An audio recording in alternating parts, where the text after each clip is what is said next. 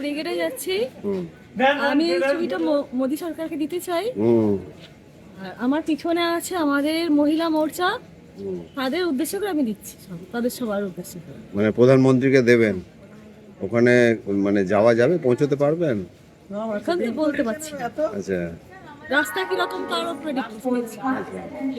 মানে আপনি কি নিজেই আঁকেন নাকি? নিজেই এঁকেছেন? আমি পেইন্টিং এ বিএফএ আছে আর গ্রাফিক্সে আছে, মাস্টার্স আছে আমার। আচ্ছা, এটা কি কিসের উপরে এঁকেছেন? এটা হচ্ছে মোদি আর মোদি মাদার। না না, এই মানে এটা অ্যাক্রিলিক্সে আছে। অ্যাক্রিলিক্স, মানে প্রধানমন্ত্রী নরেন্দ্র মোদি আর তার মা নাকি ছবিটা এঁকেছেন? এর আগেও কি এরকম করেছেন ছবি? হ্যাঁ, মানে কোথায় করেছেন?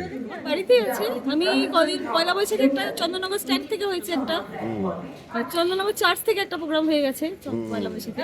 আচ্ছা, আগে কি ব্রিগেডে এরকম গেছেন? কোনদিন না, এই প্রথম যাচ্ছে? আমি আগে কোনো রাজনীতি করিনি, এই প্রথমবার কেন্দ্র সরকার আসছে বলে আমি যাচ্ছি। মানে এখানে বিজেপি সরকারের, মানে বিজেপি সরকার তো দূরে পড়ে, আগে তো আমাদের কেন্দ্র মানে দিল্লিতে যিনি প্রাইম মিনিস্টার, তার উনি আসছে বলে আলো যাচ্ছে। আর তাকে এটা উপহার দেবে? হ্যাঁ, কি নাম আপনার? নাম কি? কোথায় বাড়ি? নমস্কার, আমি ধনেখালি বিধানসভার মহিলা মণ্ডলের সভানেত্রী। আমাদের আজকে ভারতীয় জনতা পার্টি সরকার গঠন করছে, তো তার উদ্দেশ্যে আমাদের সব মহিলা দিদিরা আমরা সেই শপথ গ্রহণেতে অংশগ্রহণ করতে যাচ্ছি।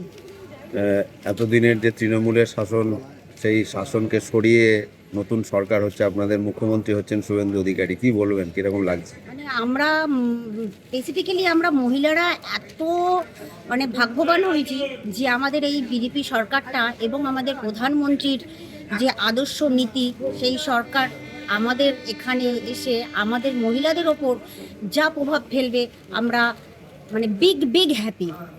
কি চাইবেন নতুন সরকারের কাছে? কি চাইবেন? সরকারের কাছে চাইবো আমরা আইন, সুশিক্ষা, সুবাসস্থান, মানে যেন আমরা নারীদের নিরাপত্তা, আইন শৃঙ্খলাটা তো একদম মানে চাই আমাদের মহিলারা যেন আইন শৃঙ্খলাটা যেন আমাদের মহিলাদের মানে বিশেষ করে যেন এটাকে রাখা হয় এবং আমাদের মহিলাগুলোকে যেন সংগ্রহ করা হয়। এই চাকরির মধ্যে যদি আমাদের মহিলারা স্ট্রং মহিলারা যদি আমাদের এই চাকরির মধ্যে যদি আইনের মধ্যে যদি থাকে, তাহলে আমাদের আরও যারা আমাদের অনেকে আছি, আমরা হয়তো ফান্ডে বেরোতে পারছি, আমাদের পাশের বাড়ির মহিলারা তারা ফান্ডে বেরোতে পারে না, কিন্তু তারা কিন্তু ভয়ভীত থাকে। কি নাম? সেই হিসাবে আমার নাম হচ্ছে চম্পা বালি। তো সেই হিসাবে আমরা চাইবো যে আমাদের মহিলাদের সংগঠিত করা হোক। আমরা আজকে আমাদের ঐতিহাসিক জয় উপভোগ করতে যাচ্ছি। তার কারণ এত বছর আমরা মাটির সঙ্গে থেকে খেটেছি, মার খেয়েছি, কেস খেয়েছি, সব কিছু দিয়ে আমরা আজকে সাফল্য পেয়েছি। এই সাফল্য উদযাপন করতে আমাদের ভারতবর্ষের প্রধানমন্ত্রী নরেন্দ্র মোদীজি আসছেন। সেই জন্য আমরা এখানে সবাই মিলে সারা হুগলি জেলার সমস্ত কর্মীদের নিয়ে আমি এখন কলকাতায় যাচ্ছি ব্রিগেড গ্রাউন্ডে আমাদের শপথ গ্রহণ অনুষ্ঠান দেখতে। আমরা আশা করি এখানকার পশ্চিমবঙ্গের মানুষ যে দুর্নীতিতে ভুগছিল সেই দুর্নীতি থেকে মুক্ত পাবে, নারী নির্যাতন বন্ধ হবে এবং আমার বলে জিনিসটা থাকবে না।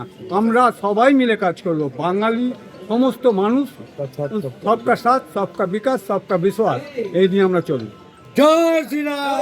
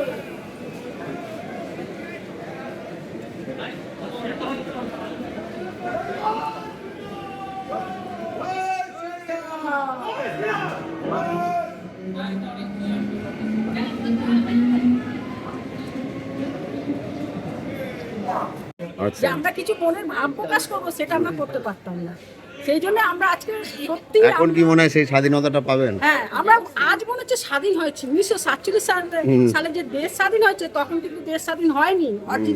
অরিজিনাল স্বাধীন হবো এখন আমরা। এই তো 4 তারিখে স্বাধীন